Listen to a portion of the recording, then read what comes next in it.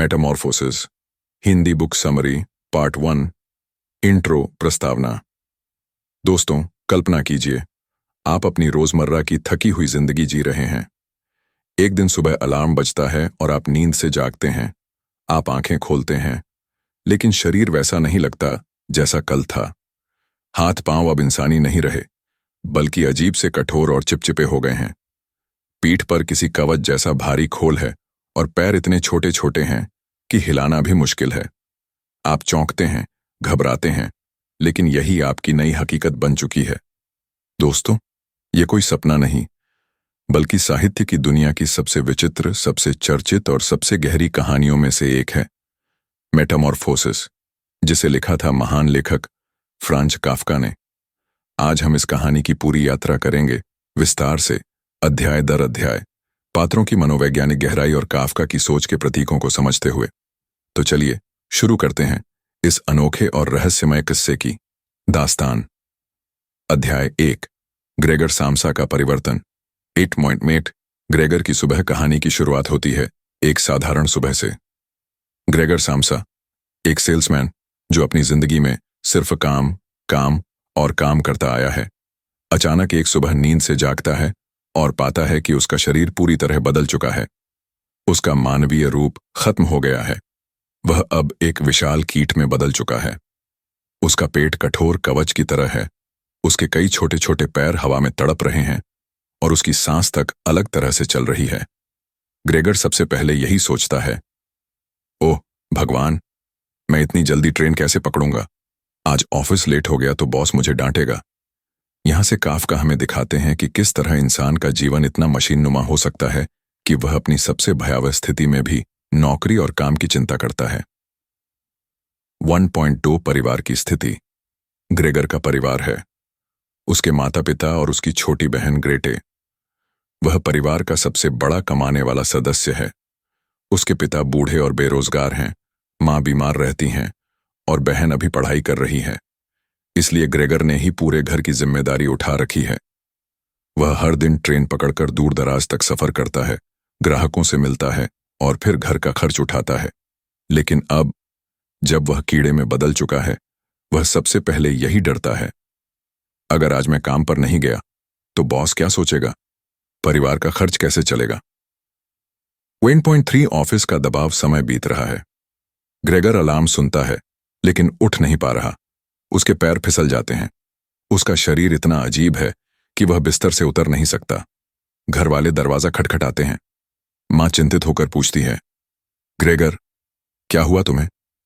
तुम आज तक कभी देर से नहीं उठे। पिता गुस्से में हैं, तुम्हारी ट्रेन छूट जाएगी, जल्दी बाहर आओ।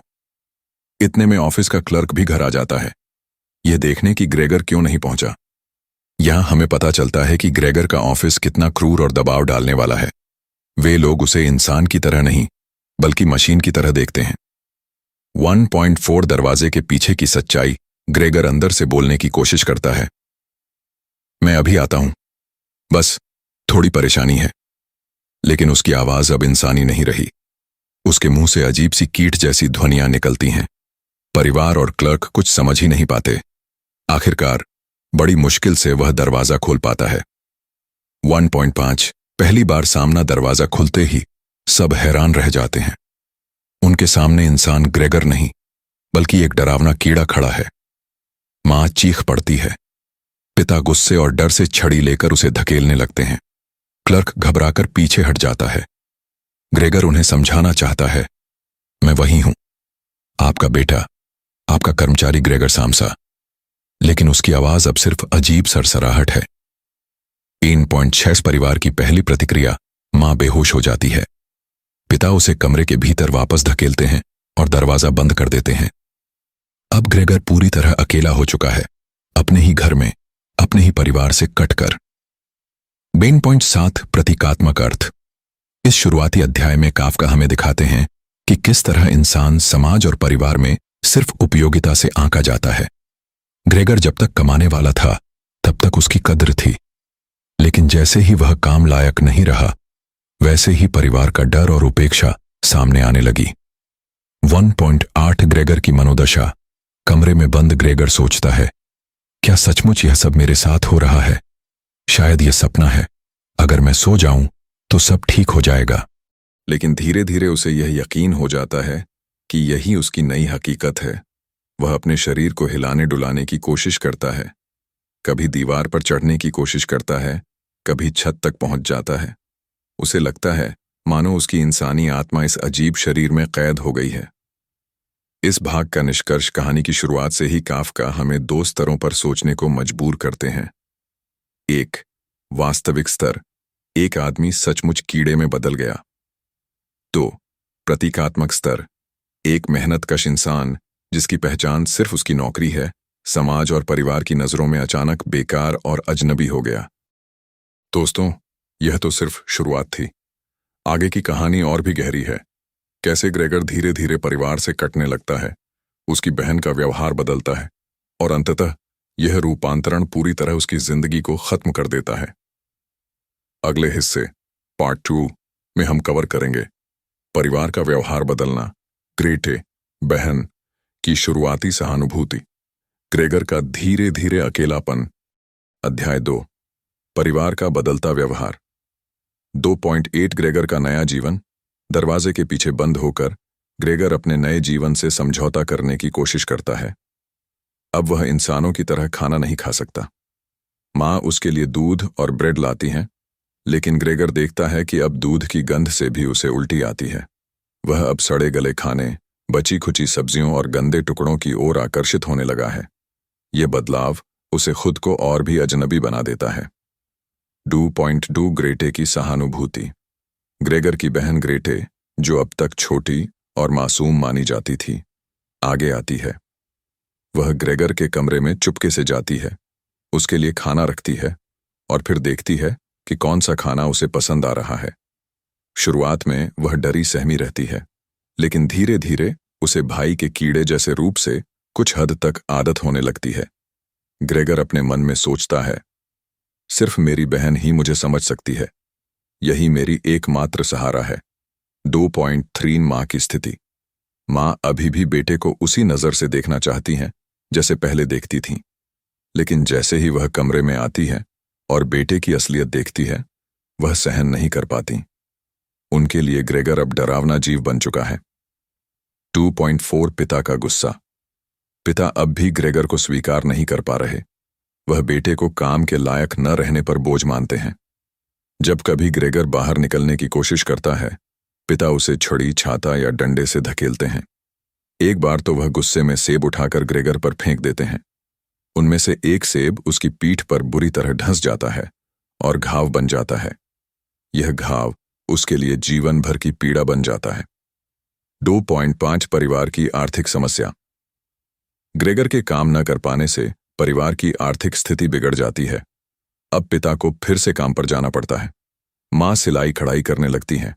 ग्रेटे भी संगीत की पढ़ाई छोड़कर छोटे मोटे काम करने लगती है। धीरे धीरे घर में सबको लगता है कि ग्रेगर अब सिर्फ बोझ है। 2.6 ग्रेटे का बदलाव। शुरुआत में ग्रेटे ग्रेगर के लिए खाना लाती थी, कमरे की सफाई करती थी और उसका ख्याल रखती थी। लेकिन जैसे जैसे समय बीतता गया, वह भी थकने लगी। अब वह ग्रेगर के कमरे में जल्दी जल्दी जाकर खाना रखती और बिना देखे निकल जाती। धीरे धीरे उसकी सहानुभूति भी कम होने लगी। 2.7 ग्रेगर का अकेलापन। ग्रेगर अपने कमरे में अकेला पड़ा पड़ा सोचता है। कभी उसे याद आता है कि वह पहले कैसे ट्रेन पकड़ता था, ऑफिस जाता था, परिवार का खर्च उठाता था। अब वही परिवार उससे कटता जा रहा है। उसके शरीर में लगातार कमजोरी आ रही है। सेब के घाव से मवाद बहता रहता है। वह दीवार पर चढ़ने और छत पर लटकने जैसी हरकतों से ही अपना मन बहलाता है। 2.8 प्रतीकात्मक दृष्टिकोण। काफका यहां हमें दिखाते हैं कि समाज और परिवार की असली परख तब होती है जब इंसान काम लायक नहीं रहता। ग्रेगर, जो कभी घर का सहारा था, अब बेकार और बोझ समझा जाने लगा। यहां पर यह कहानी सिर्फ एक कीड़े में बदलने की नहीं है, बल्कि यह दिखाने की है कि इंसान की पहचान समाज में सिर्फ उसकी उपयोगिता से होती है। इस भाग का निष्कर्ष। दूसरे अध्याय में हम देखते हैं कि परिवार का शुरुआती झटका धीरे धीरे उपेक्षा में बदलने लगता है। ग्रेटे, जो पहले सहारा थी, अब धीरे धीरे दूरी बनाने लगती है। पिता का गुस्सा और माँ की बेबसी मिलकर ग्रेगर को और अकेला कर देते हैं। ग्रेगर शारीरिक और मानसिक दोनों स्तरों पर टूटने लगता है। अगले हिस्से पार्ट 3 में हम देखेंगे परिवार का अंतिम निर्णय, ग्रेटे का कठोर रवैया, ग्रेगर का अंतिम समय, कहानी का त्रासद अंत। अध्याय 3 अंतिम मोड़ 3.1 परिवार का बोझ। जैसे जैसे समय बीतता है, ग्रेगर की हालत और बिगड़ती जाती है। उसका शरीर कमजोर होता जा रहा है, घाव से मवाद निकलता रहता है और खाने पीने में भी उसकी रुचि कम हो जाती है। घर के बाकी सदस्य अब पूरी तरह काम में लग गए हैं। पिता रोज नौकरी पर जाते हैं, माँ घर के छोटे मोटे कामों में लग जाती हैं और बहन ग्रेटे अब परिवार की मुख्य सहारा बन चुकी है। धीरे धीरे घर में सबको लगता है कि ग्रेगर अब सिर्फ एक मुसीबत है। 3.2 कमरे की स्थिति। ग्रेगर का कमरा अब पहले जैसा साफ नहीं रखा जाता। शुरुआत में ग्रेटे रोज सफाई करती थी, लेकिन अब वह भी जल्दी जल्दी निपटा देती है। कभी कभी तो कमरे में गंदगी और धूल जमा रहती है। यहां तक कि घर वाले पुराने सामान, टूटी फूटी चीजें और कचरा भी ग्रेगर के कमरे में फेंकने लगे। यानी उसका कमरा धीरे धीरे एक स्टोर रूम बन गया। 3.3 बहन का बदलना। ग्रेटे, जो पहले उसके लिए सबसे ज्यादा संवेदनशील थी, अब थक चुकी है। एक दिन वह गुस्से में माँ और पिता से कहती है, हमें अब यह मान लेना चाहिए कि यह ग्रेगर नहीं है, यह सिर्फ एक कीड़ा है। असली ग्रेगर तो कब का जा चुका है। यह वाक्य ग्रेगर के दिल को तोड़ देता है। वह समझ जाता है कि अब बहन भी उसे इंसान नहीं मानती। 3.4 मेहमानों की घटना। पैसे की कमी की वजह से परिवार घर का एक हिस्सा किराए पर दे देता है।